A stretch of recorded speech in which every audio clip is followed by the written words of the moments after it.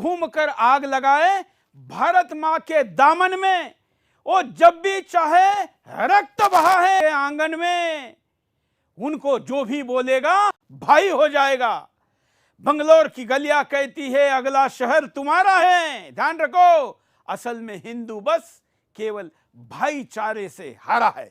नमस्कार, मैं हूं सुरेश चौहान और आप देख रहे हैं बिंदास बोल। और बिंदास में आपके सामने आज हम बेंगलोर नंबर लग गया, दिल्ली के बाद बेंगलोर का नंबर लग गया। मैंने तभी आपको कहा था कि अगला शहर आपका है।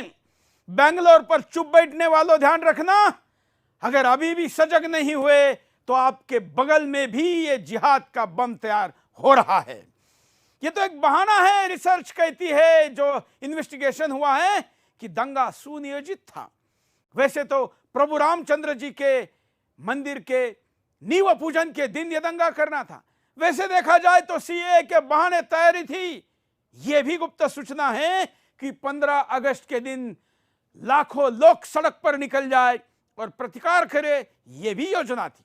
यह भी योजना है कि खलिस्तानी सोशल मीडिया पर तमाम मैसेज भेजकर अपनी प्रतिक्रिया देने के लिए लोगों को उस्का रहे हैं और उसके लिए पैसे का ऑफर भी दिया जा रहा है। आखिर किसी बड़े नेता के राजनीतिक रैली के लिए लोग जुटाने के लिए गाड़ियां, ट्रक, टेम्पो, बसें लगानी पड़ती है, तब जाके लोग आते हैं। कई धार्मिक आयोजन हो तो भी विज्ञापन देने पड़ते हैं, बड़े बड़े चेहरे बुलाने पड़ते हैं। आखिर ऐसा क्या उन्माद था? आखिर वो कौन सूत्रधार था जिसके संदेश के कारण हजारों लोग आधी रात को एक जगह ना केवल आए बल्कि पूरी तैयारी के साथ आए? जो तैयारी करने के लिए लंबा समय लगता है। पेट्रोल भरकर बम बोतल रखनी हो तो खुली बोतल में हिंदुस्तान के किसी पेट्रोल पंप पे पेट्रोल नहीं मिलता। इसका मतलब वो भी पहले से भरा हुआ था। तो तैयारी कब से थी? क्या ये सब कुछ किसने सुनियोजित किया था? क्यों बार बार हम पीएफआई का नाम लेने के बावजूद भी देश की तमाम सरकारें पीएफआई को अभी भी सख्ती के साथ बैन नहीं करती? महाराष्ट्र में तो उद्धव ठाकरे जी के सरकार ने मुसलमानों की डेड बॉडीज, लावारिस डेड बॉडीज को दफनाने का काम अधिकृत सरकारी कागज पर पीएफआई को दे दिया, जो दूसरी तरफ हिंदुओं को दफनाने का आरोप झेल रही है। ऐसे में आज का यह बिंदास बोल बस इसलिए है कि क्या अगला शहर आपका है और अगला नंबर भी आपका है। विस्तार से बात करेंगे। कोई नेता नहीं, कोई अभिनेता नहीं, किसी गेस्ट को आज नहीं बुलाया, सीधे आप और हम मिलकर बिंदास बोलेंगे और जिहादियों को जवाब देंगे कि धर्म के बहाने इस देश में दंगे करने की छूट नहीं देंगे। पहले विस्तार से मुद्दा देखिए।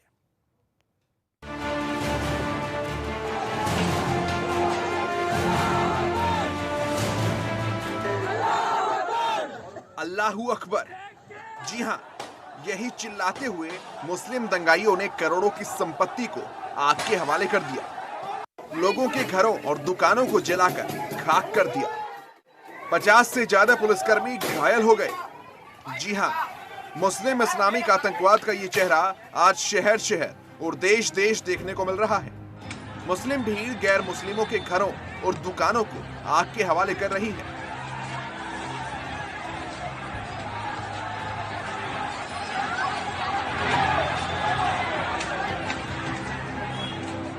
आतंक का ये चेहरा यूरोप से लेकर एशिया तक फैल गया है। ऐसा ही एक वाकया कर्नाटक की राजधानी बेंगलुरु में देखने को मिला। फर्जी सोशल मीडिया पोस्ट के जरिए मुस्लिम भीड़ ने कांग्रेस विधायक के घर को भी जला डाला।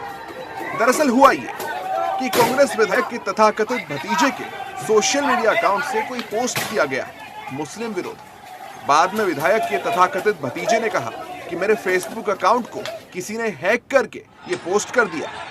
ऐसे में मुस्लिम भीड़ ने पूरे शहर को आग के हवाले कर डाला। पुरकेशी नगर में हुए दंगों में पुलिस ने कम से कम 110 लोगों को अरेस्ट किया है।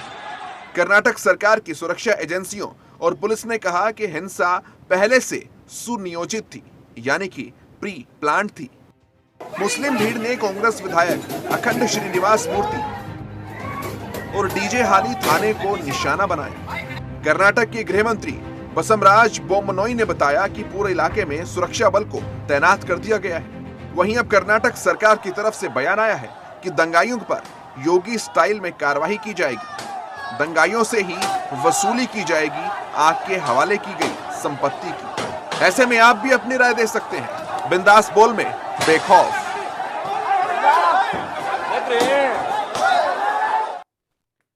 तो ये दंगाई कौन है, ये दंगाई आए कहां से, किया क्या, इसके पहले दंगे का स्वरूप देखिए। आपको पीछे से आने वाली आवाज, उसके अंदर के उन्माद नारे एक जैसे दिखाई देंगे। हां, भाषा बदल गई है। दिल्ली में हिंदी थी, वहां पर आपको कन्नड़ दिखाई सुनाई देगी, उर्दू सुनाई देगी, हिंदी सुनाई देगी। बंगाल में जाएंगे तो बंगाली सुनाई देगी। लेकिन एक नारा कॉमन है, वो है अल्लाहू अकबर नारे के साथ वो उन्माद जो आपको सीरिया, ईरान, पाकिस्तान, बलूचिस्तान से लेके सब जगह दिखाई देता है। देखिए एक और हो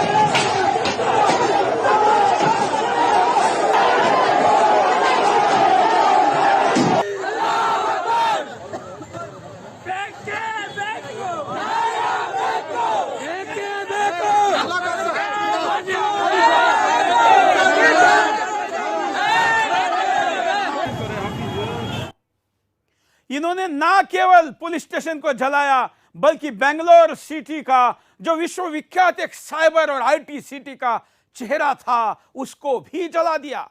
क्योंकि ये शांत शहर माना जाता है। दुनिया की बड़ी बड़ी कंपनियों के, आईटी कंपनियों के यहां पर ना केवल हब हैं, बल्कि वहां पर उनके एशिया के, विश्व के बड़े बड़े जो उनके कारपोरेट ऑफिसर्स होते हैं, सीईओ होते हैं, वो वहां बैठते हैं। ऐसा शांत माने जाने वाले शहर में अपने बच्चों के साथ शिफ्ट होने वाले कारपोरेट की भी कमी नहीं है। इसलिए वहां पर विश्वविख्यात इंटरनेशनल स्कूल की चेन भी है। लेकिन ऐसे बेंगलोर शहर को सीरिया बनाकर रख देना, इसका मतलब बेंगलोर को 1400 साल पीछे लेके जाने का षड्यंत्र है। और इसलिए सबसे बड़ा हमला किस पर, जो सबसे पहले रोकने के लिए सामने आता है, वो है पुलिस वाला। और इसलिए पुलिस स्टेशन किसी गांव देहात का नहीं, देश की ऐसी मेट्रो सिटी जिसका नाम विश्वविख्यात है। और इसलिए ये जो आप देख रहे हैं, पुलिस स्टेशन से लेके गली चौराहे पर खड़ी गाड़ियां, दुकानें और सब कुछ तबाह किया। कितनी संख्या, हजारों की संख्या, आधी रात को एक साथ एक उन्माद में, जैसे एक जगह सबको कोई प्रशिक्षण दिया गया हो। अगला वीडियो देखिए।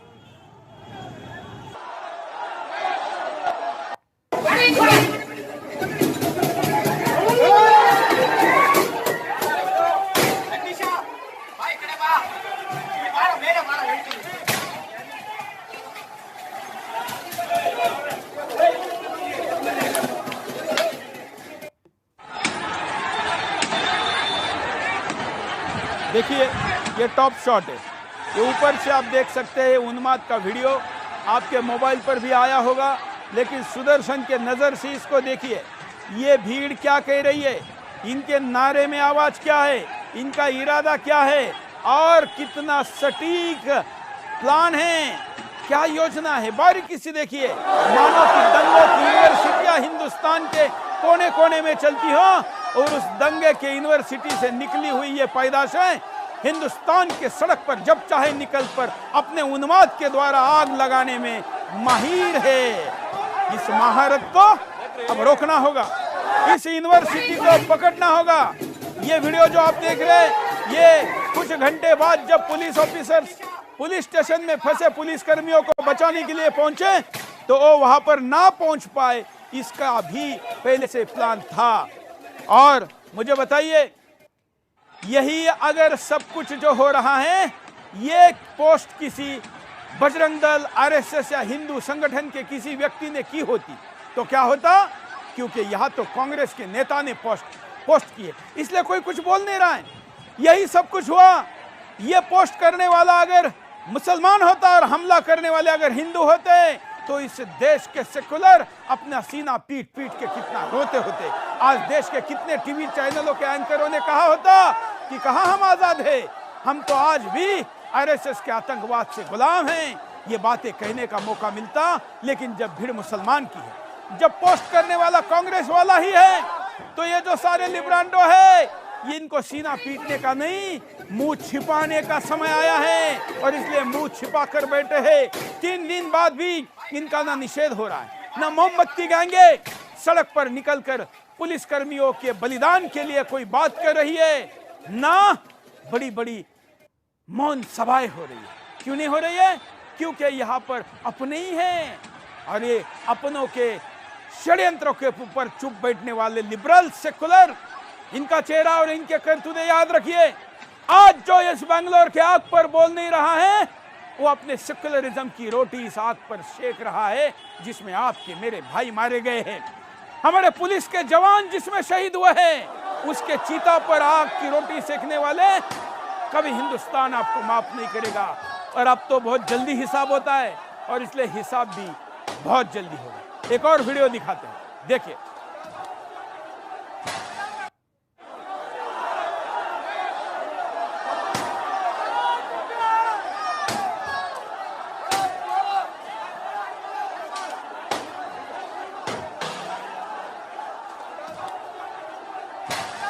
आग चारों तरफ आग।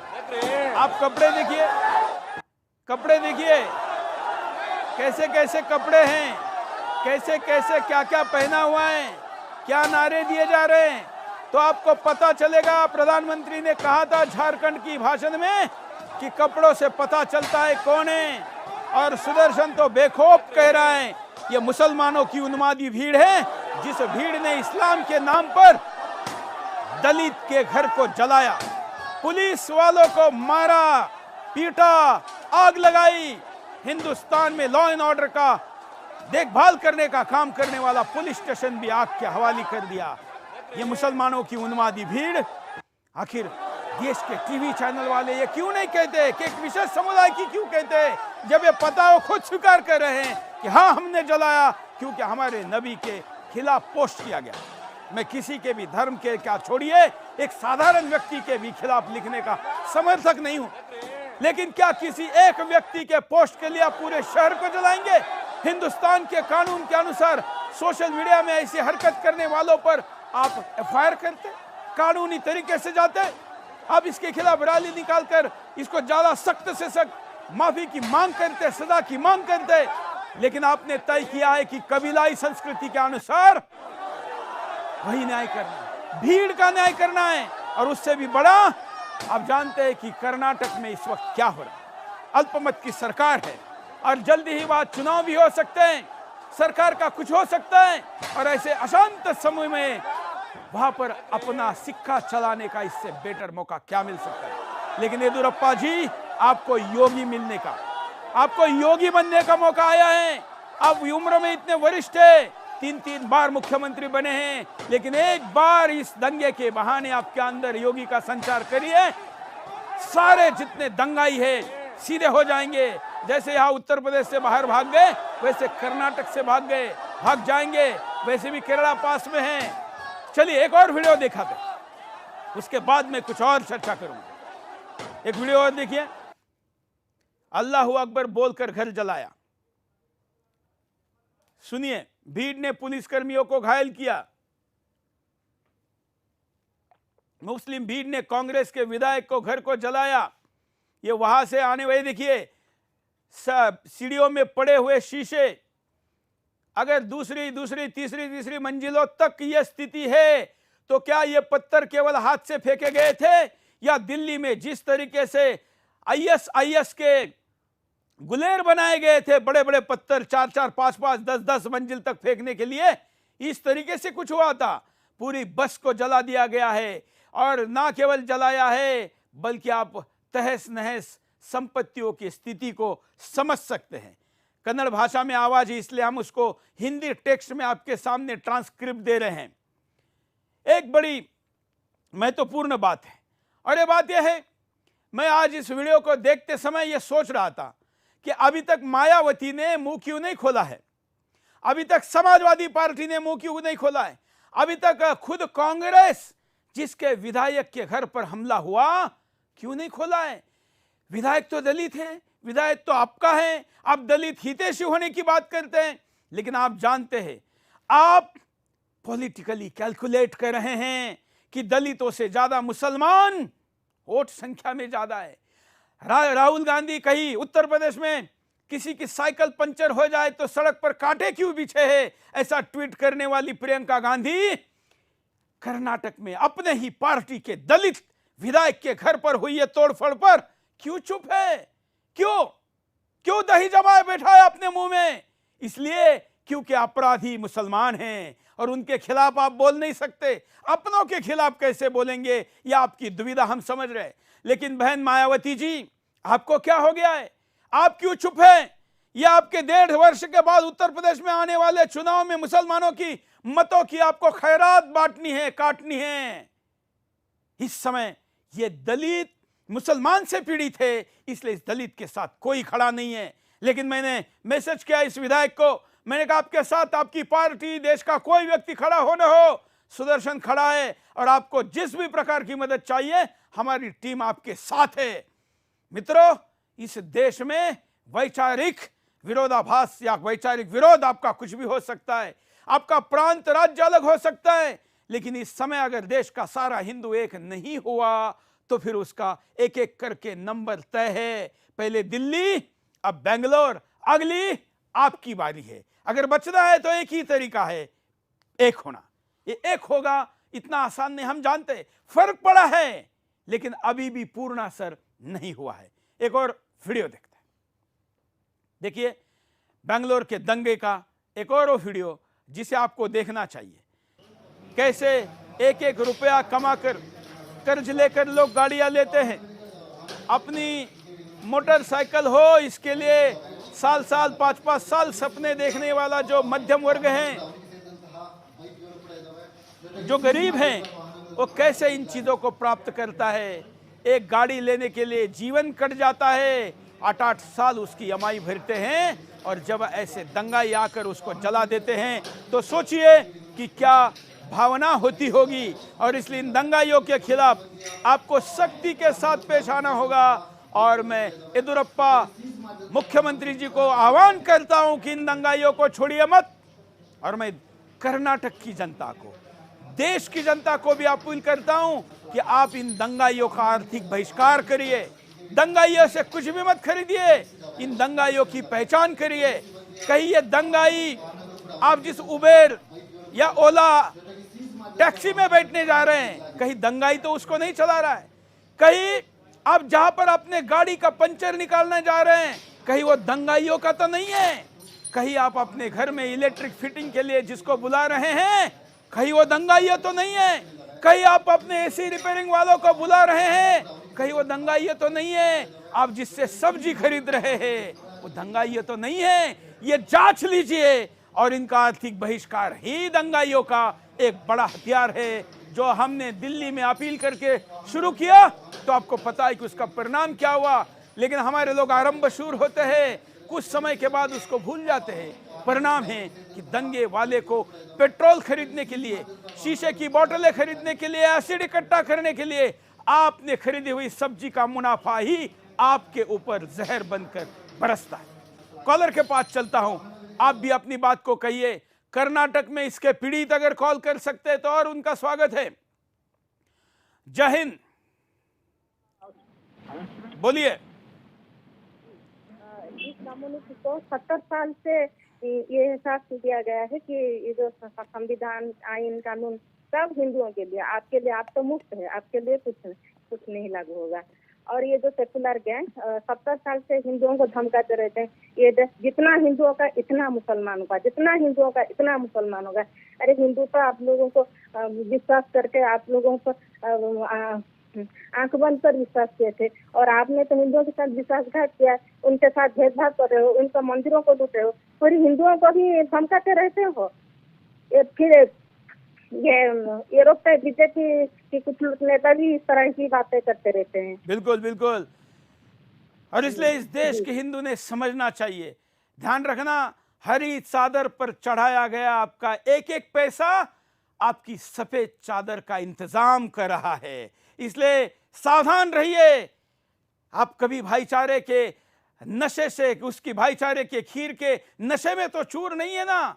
ध्यान रखिए, मैंने थोड़ी देर पहले जिस कविता को आपके सामने रखा उसका एक एक शब्द आपके लिए एक ऐसा उदाहरण है जिस उदाहरण को आपने कभी भी नहीं भूलना चाहिए। अगले कॉलर के पास चलते हैं। जय हिंद। चौहान साहब सबसे पहले आपको बोलते रहिए, आप लाइव में जुड़ चुके हैं। हेलो, बोलते रहिए। हाँ चौहान साहब, हेलो, आपको जय श्री राम और आपके चैनल को 15 साल पूरे होने पर हार्दिक शुभकामनाएं। धन्यवाद। मैं 2 मिनट में अपनी बात रखूंगा। हाँ। सबसे पहले तो मैं 4 बजे से सारे चैनलों को देखता हूँ, रात के 11 बजे तक देखता हूँ। हाँ। आपके जैसी रिपोर्टिंग कोई चैनल नहीं करता। यहाँ तक के उन्हें दंगाई बोलते हैं, इस्लामिक दंगाई नहीं बोलते, मुस्लिम दंगाई नहीं बोलते।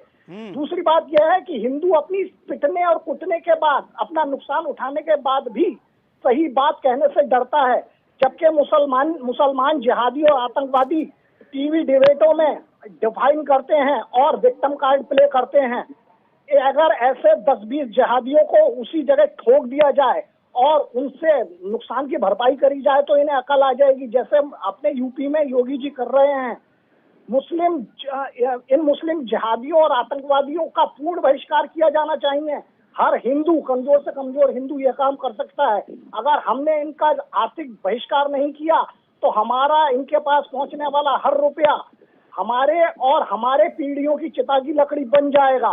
दूसरी बात यह है कि मेरा यह सुझाव है कि सभी थानों, पुलिस चौकियों और सार्वजनिक स्थानों पर सीसीटीवी कैमरे लगाए जाने चाहिए और ऐसे दंगाइयों को फौरन गोली मार देनी चाहिए, और जो बचे हुए दंगाई सीसीटीवी में कैद हुए हैं उन्हें वसूली करनी चाहिए और उन्हें। धन्यवाद। आपने जो बात मीडिया के बारे में कही, हिंदुस्तान का मीडिया कितना दोगला है, उनके कुछ हेडलाइंस में आपको दिखाता हूं। सोशल मीडिया से लिए गए ये कुछ स्क्रीनशॉट है। ये द प्रिंट है, ये एक पोर्टल है। ये प्रिंट अपने आप को बड़ा ही दावा करता है कि हम बड़े निष्पक्ष मीडिया संस्थान है। ये कहता है कि 20 Hindu named in fresh right charge sheet for killing 2 Muslim brothers. Delhi की रिपोर्टिंग करते समय ये 20 हिंदुओं की बात करता है, लेकिन यही द प्रिंट जब बेंगलोर की बात करता है तो क्या कहता है? हमको पढ़ना चाहिए, हमको अखबारों की तुलना करना चाहिए। Post about prophet Mohammed triggers riot in Bengaluru, 3 killed as police opens fire.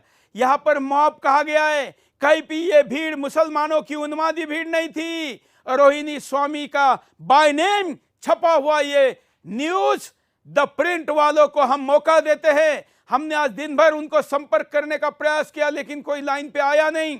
कल भी अगर लाइन पे आने के लिए तैयार है तो हम उनका पक्ष क्या है जानना चाहते हैं। आखिर आपको जब हिंदू दिखाई दे तो दंगे में हिंदुओं का नाम लेते हैं। देखिए ये तुलनाएं द प्रिंट की, 20 हिंदूज एक तरफ और दूसरी तरफ हजारों की संख्या में प्रॉफिट मोहम्मद साहब का नाम के ऊपर आए हुआ मुसलमानों का दंगाई जत्था।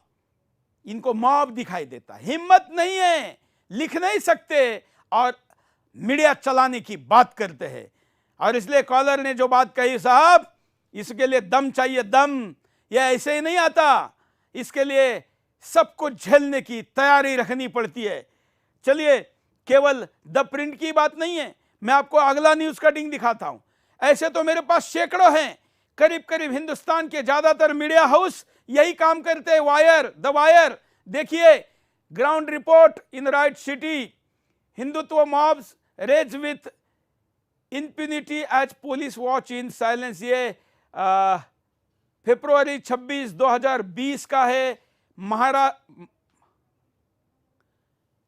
ये रिपोर्ट जो कि दूसरी जगह का है, एग्जैक्ट कहाँ का है मैं इस वक्त बता नहीं पा रहा हूं, लेकिन ये रिपोर्ट एक तरफ बता रहा है, ये भगवान गोयल, अच्छा ये दिल्ली का रिपोर्ट है, और एक तरफ ये दिल्ली का रिपोर्ट में सीधे हिंदुत्व, केवल हिंदू ही नहीं, हिंदू तत्व, ये जो हमारे धर्म की भावना के साथ जुड़ा है, इसका मतलब यहां पर सीधे धर्म की भावना, सीधे संस्कारों पर आरोप, सीधे हमारे थॉट प्रोसेस पर हमला है। लेकिन यही लोग दूसरी तरफ क्या रिपोर्टिंग करते हैं, देखिए द वायर का ये दूसरा दोहरा चरित्र।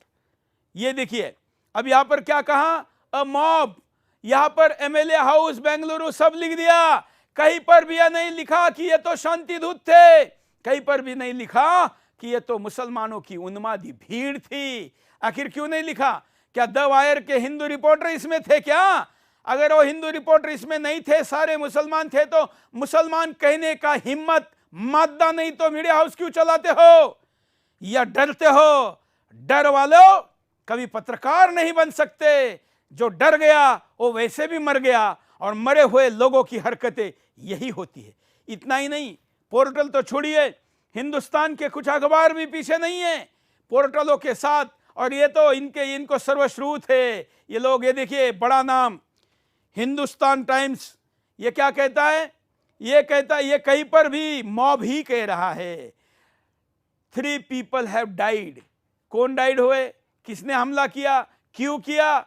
हिंदुस्तान टाइम्स के संपादकों को मैं कहता हूं, इतना बड़ा अखबार है आपका, आखिर क्या डर है भाई आपको? बताइए जरा। चलिए एक और हिंदी अखबार दिखाता हूं।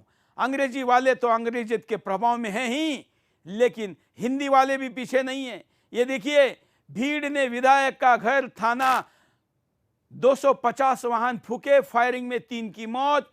अब बड़ी महत्वपूर्ण बात है, जरा नीचे वाला हिस्सा देखिए।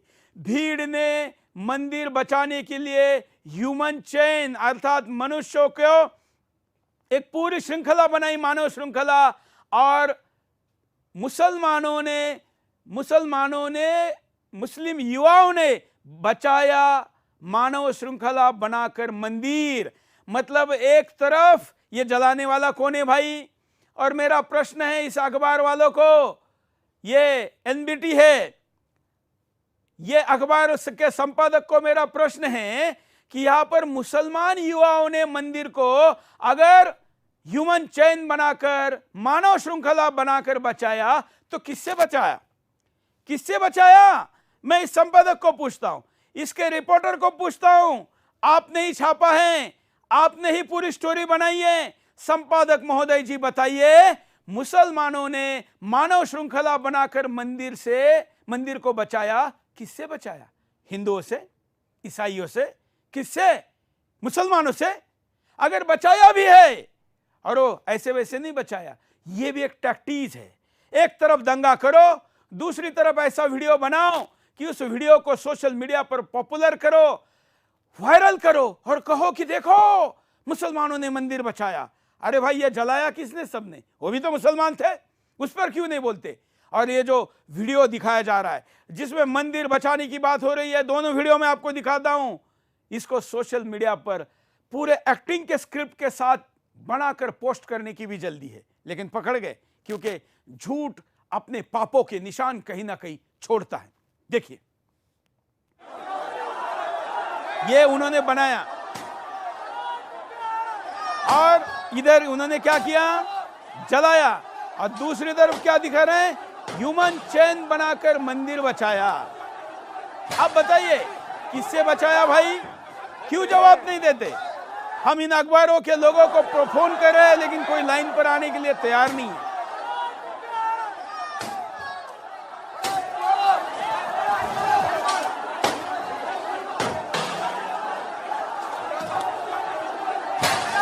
क्या पब्लिसिटी दी जा रही है? मंदिर बचाने की तो पब्लिसिटी दी जा रही है, लेकिन उसी टोपी वालों ने अल्लाहू अकबर नारों के साथ जलाया हुआ बैंगलोर नहीं दिखाया जा रहा है। ये गेम है, ये पीआर एजेंसी का काम है। कौन डायरेक्टर था वहां पर? देखिए कैसी लाइन लगाई जा रही है, क्योंकि अब ये वीडियो दिखाकर सिंपैथी ली जाएगी, और हमारे देश के लिबरांडो ये कहेंगे कि देखिए मुसलमानों ने तो इनको बचाया। ये नहीं दिखाएंगे कि मुसलमानों ने जलाया। मतलब जब जलाने वाला मुसलमान हो तो मुसलमान नाम नहीं लिया जाएगा, और जब बचाने का ड्रामा करने वाला मुसलमान हो तो वहां तो मुसलमान का नाम लिया जाएगा। ये दोहरा मापदंड नहीं चलेगा, इसको नंगा करना होगा, और सुदर्शन इसके लिए प्रतिबद्ध है हर कीमत पर। हम इसको नंगा करेंगे। और इतना ही नहीं, चोरी कैसे पकड़ी जाती है देखिए। ये वीडियो अपलोड करने की जल्दी है तो डायरेक्टर साहब ने कहा कि चलो चलो जल्दी करो, वीडियो अपलोड करो। इंशाअल्लाह ये चीज हमारी अमानत है, हम भी इसकी हिफाजत करेंगे इंशाअल्लाह। वीडियो अपलोड कर जल्दी, वीडियो अपलोड कर जल्दी, वीडियो अपलोड कर जल्दी। इंशाअल्लाह ये चीज हमारी अमानत है, हम भी इसकी हिफाजत करेंगे इंशाअल्लाह। वीडियो अपलोड कर जल्दी, वीडियो अपलोड कर जल्दी, वीडियो अपलोड कर जल्दी। इंशाअल्लाह ये चीज हमारी अमानत है, हम भी इसकी हिफाजत करेंगे इंशाअल्लाह। वीडियो अपलोड कर जल्दी, वीडियो अपलोड कर जल्दी, वीडियो अपलोड कर जल्दी। इंशाअल्लाह ये चीज हमारी अमानत है। मियाँ भूल गए कि स्टॉप का बटन दबाना रह गया और वीडियो अपलोड हो गया और हमने जल्दी से डाउनलोड कर दिया। बाद में वीडियो हटाकर फिर उसको जैसा चाहिए थे वैसा डाला गया है। आप देखिए, ये डिजाइनर दंगे, डिजाइनर दंगों का डायरेक्टर है, डिजाइन दंगों की स्क्रिप्ट है और प्रोड्यूसर है, कैमरा, लाइट, एक्शन है, सब कुछ जलाने के साथ साथ ऐसा भी वीडियो जो दाग धोने के लिए पर्याप्त बनाया जाए, साबुन की तरह उसका उपयोग किया जाए। और इस देश के तथाकथित सेक्युलरों, इसी वीडियो के बहाने आप हिंदुओं को अपने न्याय अधिकार मांगने से रोकने के लिए उसकी आवाज दबाते हो। लेकिन जब ये नंगे पकड़े गए हैं तो अब आप क्यों नहीं बोल रहे, क्यों नहीं कह रहे कि ये दंगे डिजाइनर हैं, प्री प्लान है। आखिर जिस शहर में 1 लीटर पेट्रोल भी किसी खुली बोतल में नहीं मिलता, वहां पर हजारों लीटर पेट्रोल बोतलों में भरकर उसके अंदर कील डालकर उसको पेट्रोल बम बनाकर वहां पर लाने वाला कौन था? आखिर वो कौन है? उनका खोज कब लिया जाएगा और उनको कब फांसी की सजा दी जाएगी? उनको दी जाने वाली सजा इतनी सख्त और इतनी कठोर चाहिए कि दूसरा दंगाई दूसरे शहर में किसी के तरफ आंख उठाकर देखने की हिम्मत ना कर सके। कॉलर के पास चलता हूं। जय हिंद सर। बोलिए। सुरेंद्र कुमार बोल रहा हूँ सर, हिमाचल से। बोलिए सुरेंद्र जी। सर बहुत खुशी हुई आपसे मिलके। एक इतने बड़े राष्ट्रवादी और समाज सेवक हैं आप। मैं कई महीने से आप ट्राई कर रहा था आपको कॉल मिलाने की। आपके दूरदर्शन के पर मैं बहुत बड़ी खबर देना चाहता हूँ, एक जो मतलब कि पूरे हिंदुस्तान के लिए बहुत महत्व रखती है सर। बताए बताए। ये सर जो अमरूद लगते हैं ना आजकल सीजन में, हाँ, उसमें छोटे छोटे गोल गोल कीड़े होते हैं ना उड़ने वाले। हाँ हाँ। तो ये चंडीगढ़ से यहाँ हिमाचल में माल आ रहा है सारा, वो मंडी में कई कई दिन गला सड़ा रहता है। कई बार तो मतलब कि 35% से ऊपर भी खराब होता है, फिर उसकी छटनी होती है, उनमें भी वो गोल गोल कीड़े आ जाते हैं सर। हेलो, चलिए चलिए, सरकार आपकी आपकी इस बात, क्या आपको इसके पीछे कोई षड्यंत्र दिख रहा है? जी, अगर किसी के मुंह के साथ संपर्क हो जाए तो बिल्कुल बिल्कुल। मुझे मेरे सामने पहली बार ये घटना आई है, हम उसका जरूर ध्यान रखेंगे। बेंगलोर के इस आग पर आपका क्या कहना है? अगले कॉलर को लेते हैं। जय हिंद सर। मैं मध्य प्रदेश। हाँ जी सर, वंदे मातरम सर। ये एक भाई तो सर मंदिर जलाने के लिए नाटक करता है और दूसरा भाई एक भाई तो मंदिर जलाता है और एक भाई मंदिर जलाने का नाटक करता है। ये लोग मीडिया वाले कभी नहीं बताते कि किस धर्म के हैं। बिल्कुल, यही सबसे बड़ी इनकी दोगलाई सर ये है कि कभी ये दलाल मीडिया कभी खुल के नहीं बताती है। एनडीटीवी का मैं देख रहा था सर, एनडीटीवी ने इस प्रकार लिखा है कि वो उसने कहीं से कहीं तक सिर्फ धर्म विशेष के बारे में भी ओनली सिर्फ उसने मुस्लिम शब्द भी इस्तेमाल नहीं किया है। ये सब कुछ शब्द इस्तेमाल करने के लिए मादा चाहिए, दम चाहिए, हिम्मत चाहिए। उधार की हिम्मत और दूसरों के पैसे पर मुंह खोलने वाले लोग ये कभी बोल नहीं सकते। चलिए धन्यवाद। अगले कॉलर के पास चलते हैं। आप भी कॉल करके अपनी बात को कह सकते हैं। जय हिंद। बोलिए। ओम, धन्यवाद। बोलिए। सुदर्शन टीवी को बहुत बहुत धन्यवाद। बोलिए बोलिए। सुदर्शन टीवी को धन्यवाद। हाँ, मैं कहना ये चाहता हूँ कि वो जो एमएलए है, कांग्रेस के जो एमएलए है, उनके घर को जलाया गया। उनको तो सर्वप्रथम कांग्रेस के रवैया को देख करके अपनी पार्टी छोड़ देनी चाहिए, कांग्रेस छोड़ देना चाहिए उनको। और जितने भी भारतवर्ष के हिंदू हैं, कम से कम जो दलित एमएलए और एमपी उनके हैं, उनको तुरंत छोड़ना चाहिए कांग्रेस की दोगला नीति के कारण, देशद्रोही कार्य के चलते। मैं अनुरोध कर धन्यवाद। कांग्रेस के एमएलए को राजनीति क्या करनी है वो तय करे, उनको किस पार्टी के, इस आधार पर मैं उनके मदद के लिए आगे पीछे नहीं सोचूंगा। मुझे तो यह भी पता है कि कल समाजवादी पार्टी के अंदर के हिंदू के लिए भी मुझे ही खड़ा होना है, और मुझे यह भी पता है कि मायावती के साथ खड़ा जो दलित है वो भी जब मुसलमानों से पीड़ित होता है, उत्तर प्रदेश का दलित जानता है, उनके लिए मैं भी खड़ा होता हूं। आप जिस भी दल में रहिए, यह आपका अधिकार है, लेकिन सोचिए कि क्या आपका दल आपकी समस्या के समय अगर खड़ा नहीं होता है तो फिर वो दल क्या काम का। ऐसे दल से बाहर निकलिए। अगर आपको किसी दूसरे राजनीतिक दल में नहीं जाना है तो छोड़ दीजिए। क्या राजनीति के बगैर जीवन चल नहीं सकता? लेकिन स्वाभिमान और सम्मान के साथ समझौता करे बगैर जिए। ऐसे दंगाइयों को सजा देने के लिए अगर आप जिनके लिए सब कुछ कर रहे हैं वो तैयार नहीं है तो ऐसे लोगों का क्या फायदा। राहुल गांधी में हिम्मत नहीं, प्रियंका गांधी में हिम्मत नहीं, और सीतारमैया तो क्या कहने, अब क्या बोलूं सीतारमैया पर, जिनकी राजनीति, जिनकी बुद्धि सब कुछ भ्रष्ट हो चुकी है। ऐसा व्यक्ति न जाने क्या क्या अनर्गल आरोप वहां पर लगा रहा है। अगले कॉलर। जय हिंद, बोलिए। नमस्कार। नमस्कार।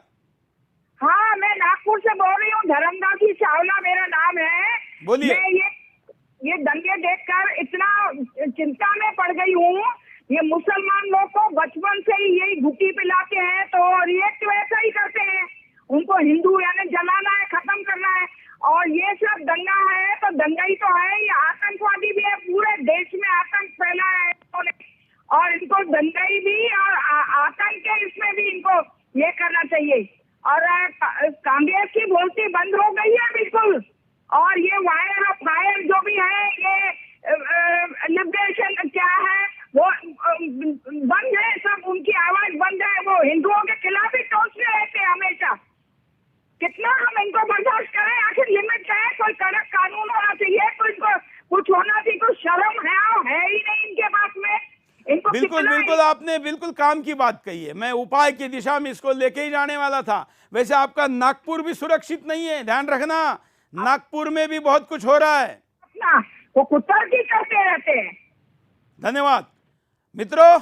हिंदुस्तान के शहरों की लिस्ट हमारे पास है, और हम तो सुदर्शन पर कई बार दिखा चुके। हम सिम्टम्स बताते हैं, हम जैसे डॉक्टर पेशेंट को बताता है कि अगर ये हो रहा है तो बीमारी ये है। हमने आपको हिंदुस्तान में हमेशा बताया कि हिंदुस्तान में जिहाद के सिम्टम कैसे कैसे दिखाई देते हैं। तो फिर टेम्परेचर इसके बाद कितना आने वाला है, मतलब फाइनल 101 पार होने का मतलब दंगा वो कहाँ होता है, ये आपको समझना जरूरी है। आंखें खुली रखिए, अपने आसपास देखिए, गतिविधियां देखिए, लोगों के बदलते पहराव देखिए, लोगों के सोशल मीडिया पर बढ़ते कट्टरता के पोस्ट देखिए, समूह के साथ रात में निकलती हुई झुंडे और बाहर से आने वाले जमातियों के हल गतिविधियां, उनमें सम्मिलित होने वाले स्थानिक लोगों को देखिए। ध्यान रखिए, सब कुछ सरकार नहीं कर सकती, किसी भी दल की नहीं कर सकती, किसी भी राज्य की नहीं कर सकती, किसी भी देश की नहीं कर सकती। अगर देश की जनता जाग जाए, उसकी आंखें अगर सरकार की आंखें हो जाए, तो फिर ऐसे जिहादी पकड़े जा सकते हैं। और इसलिए समाज ने क्या करना चाहिए ये मैं सबसे पहले बता रहा हूं। अब बात करते हैं सरकार ने क्या करना चाहिए। सरकार को मेरा पहला प्रश्न है, भारतीय जनता पार्टी की कर्नाटक में सरकार है और येदियुरप्पा वहां पर मुख्यमंत्री है। मेरा उनको पहला प्रश्न है कि आपके पुलिस के बंदूकों में गोलियां किस लिए हैं? शो के लिए, या केवल अपने जवानों के मरने पर उनके चिता पर अग्नि देने के पहले सलामी देने के लिए, या किसी नेता के आने के बाद सलामी देने के लिए? ये बंदूक, ये गोलियां इस देश के गद्दारों के सीनों में दागने के लिए हैं। इस देश के खिलाफ जहां पर आग लगी हुई है, उस आग को गोली मारकर बाहर निकालने के लिए हैं। ये गोलियों का उपयोग करिए। माननीय प्रधानमंत्री जी, 26 जनवरी को राजपथ पर जो प्रदर्शन होता है टैंकों का, जो प्रदर्शन होता है रणगाड़ों का, जो प्रदर्शन होता है मिसाइलों का, यह प्रदर्शन आपको इजराइल की तरह ऐसे बस्तियों ने करना पड़ेगा, ऐसे दंगाइयों पर करना पड़ेगा। भले ये खबर चलानी पड़े, भले ये समाचार लगाना पड़े कि 1000 मर गए, 2000 मर गए। कोई कहेगा कि भाई दुनिया में ऐसा हुआ है क्या? हुआ है। वहां की जनता की जितने अनुपात में संख्या है उतने लोग मारे गए हैं। इजराइल में 200 लोग मारना वहां के संख्या के अनुपात में हिंदुस्तान में 20,000 लोग मारने जैसा है। क्यों हम नहीं मार सकते? जिन्होंने देश के विरुद्ध युद्ध छेड़ रखा है, ऐसे लोगों के खिलाफ क्यों नहीं मारेंगे? पाकिस्तान गोलीबारी करता है तो हम उसका जवाब देते हैं, हम खबर चलाते, न्यूज चलाते, समाचार लगाते हैं। लेकिन क्या इस देश के अंदर के गुंडे, जिहादी जब पुलिस के ऊपर गोलियां चलाते हैं तो हम पाकिस्तान के ऊपर जैसे मोटर्स दागते हैं, इनके ऊपर क्यों नहीं दागते? मैं फिर कहता हूं, सीमा के उधर का पाकिस्तान उतना खतरनाक नहीं है जितना सीमा के अंदर का पाकिस्तान, ये मिनी पाकिस्तान खतरनाक है। और इसलिए इस मिनी पाकिस्तान का बंदोबस्त सीमा के उधर के पाकिस्तान के पहले करना चाहिए। ये जिन जिन राज्यों ने नहीं किया, उन राज्यों को ये चीज झेलनी पड़ी है, और यही चीज कर्नाटक भी झेल रही है। लंबे समय से कर्नाटक में राजनीतिक अस्थिरता और वहां की सारी पॉलिटिकल लीडरशिप सत्ता को बचाने, जोड़ तोड़ करने में लगी रही। जिहादी अंडर कारपेट सारी मूवमेंट चलाते रहे, और इसलिए इंटेलिजेंस एजेंसियों को पता चलने के पहले ही, खुफिया एजेंसियों ने इनपुट देने के पहले ही कार्रवाई हो चुकी थी, और अब इंक्वायरी हो रही। हम कह रहे हैं कि कहीं दंगे की योजना बनना भी दंगे से खतरनाक गुनाह है, क्योंकि जब आपको पता चल जाता है कि फलानी जगह पर दंगे की योजना बन रही है, वही गोली मार दीजिए, तो दंगा होगा ही नहीं। ना संपत्ति चलेगी, ना घर जलेंगे, ना सपने फूकेंगे, ना हमारे पुलिस के जवान बलिदानी हो गए।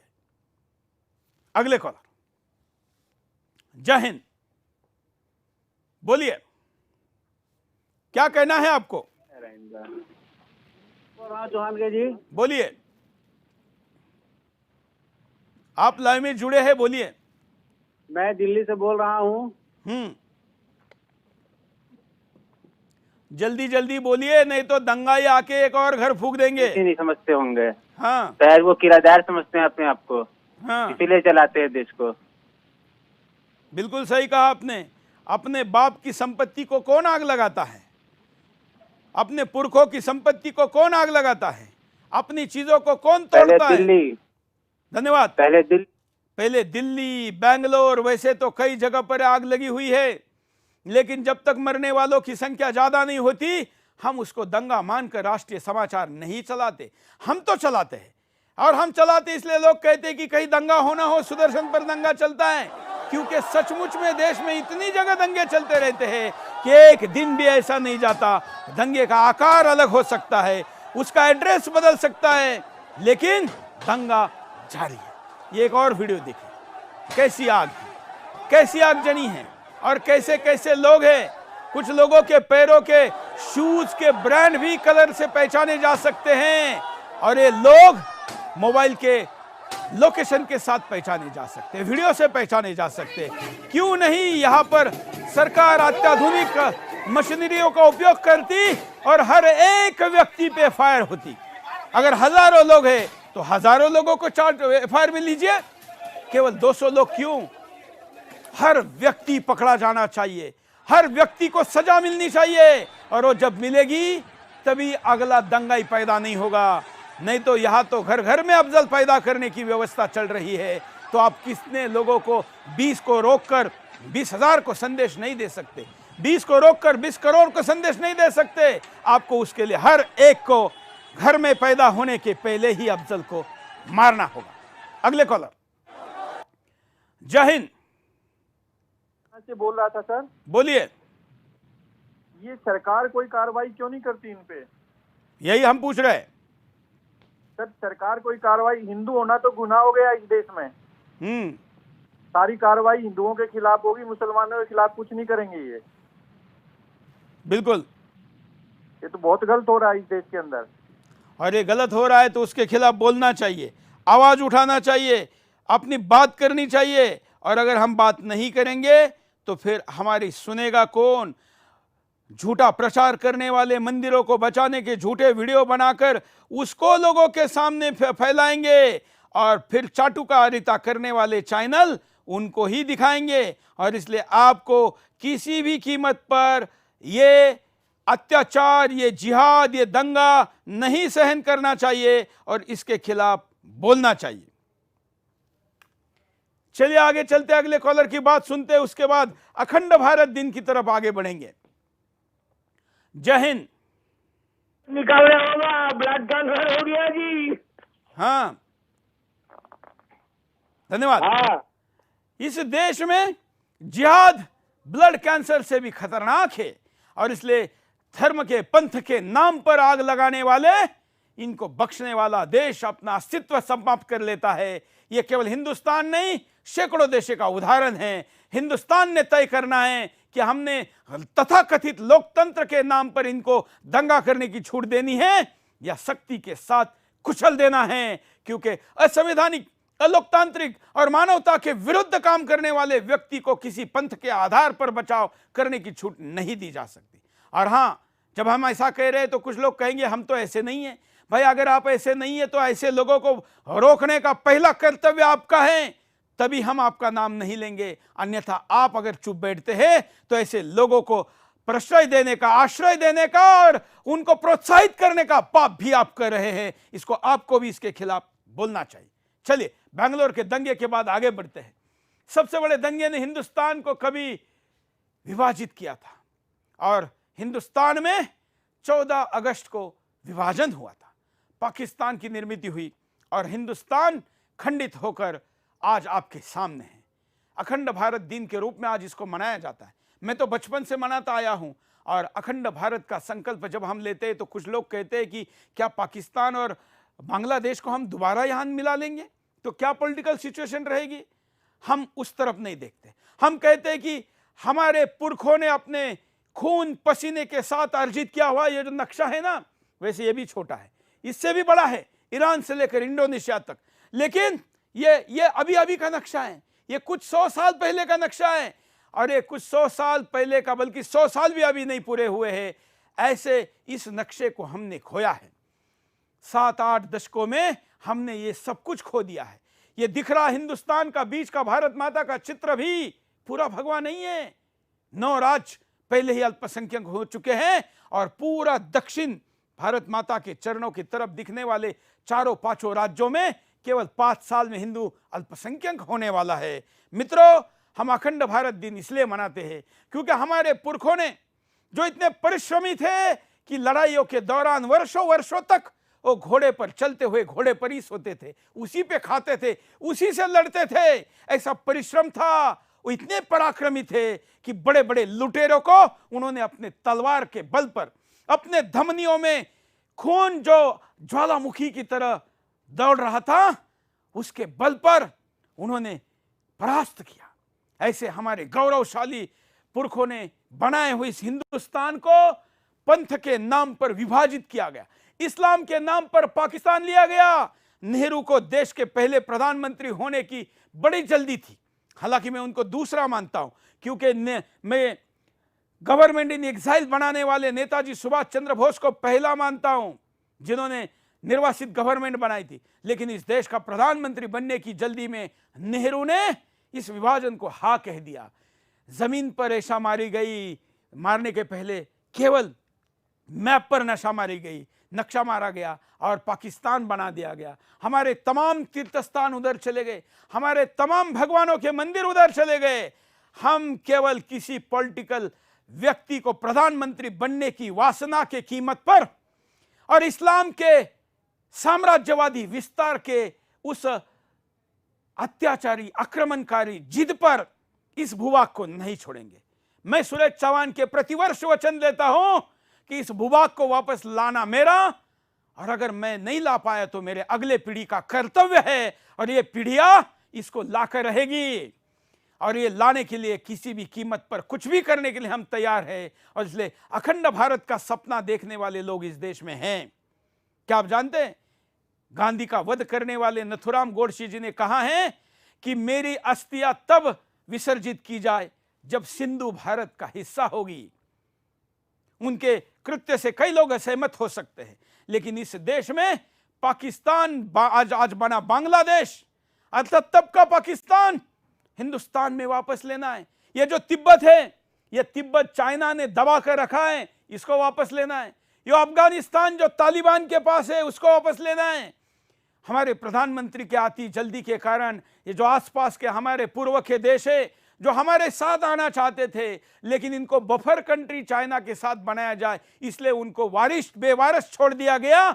ऐसे भाइयों को हमारे साथ लाना है। और इसलिए आज 14 अगस्त हम सब पुनः संकल्प करते हैं कि हमारे देश की वो भूमि जो इस देश के जिहादियों ने हमसे छीन ली, जिस राजनेता ने अपने वासना के लिए इसका जल्दी विभाजन कराया, उन सब के प्लान और उन सब के सपने चकनाचूर करके एक दिन हम इस अखंड भारत को पुनः बनाएंगे।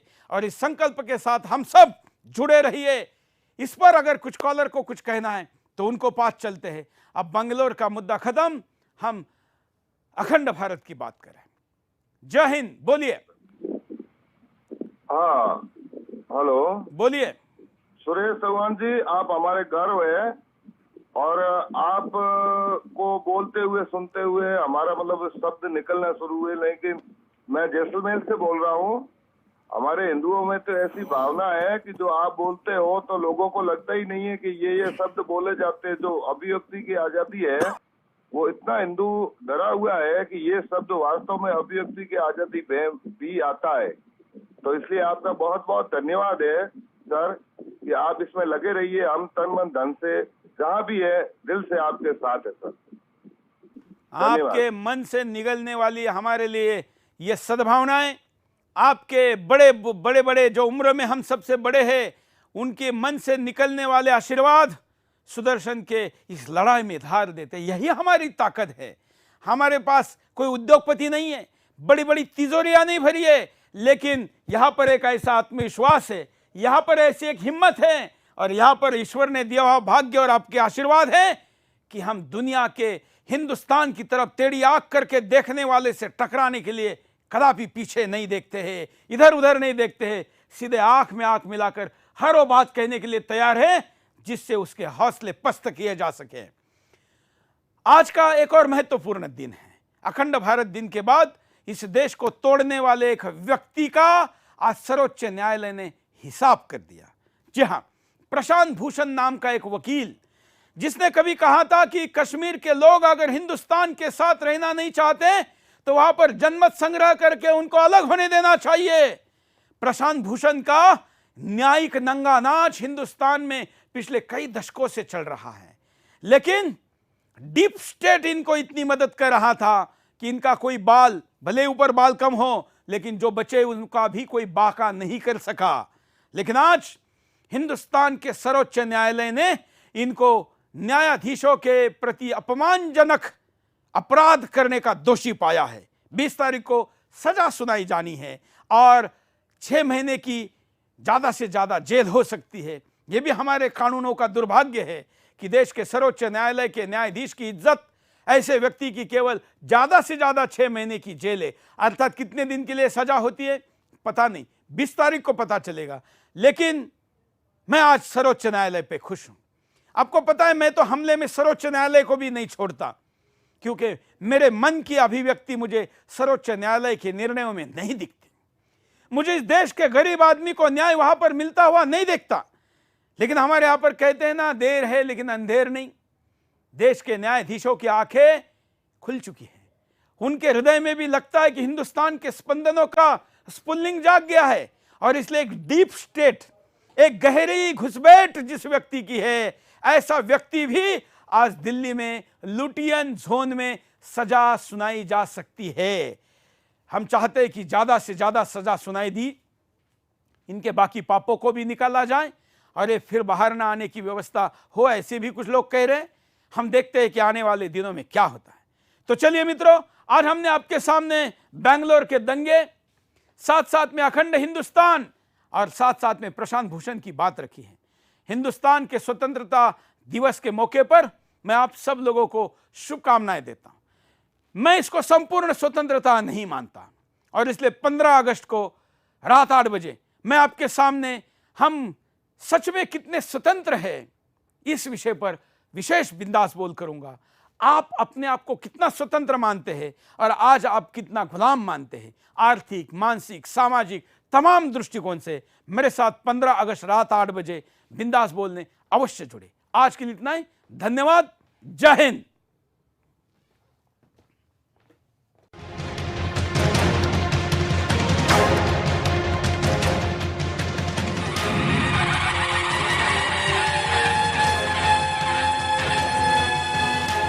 बीवी या माँ, हमारी लाइफ में मुश्किल दिनों के दर्द, उनका असमय होना, चिड़चिड़ापन, थकान, कमजोरी व खून की कमी जैसे तकलीफें होती हैं। इनसे घबराएं नहीं, अपनाएं 90 वर्षों से इंडिया की नंबर 1 औषधि व टॉनिक हेम पुष्पा। पढ़ता है, खेलता है, झूलता उछल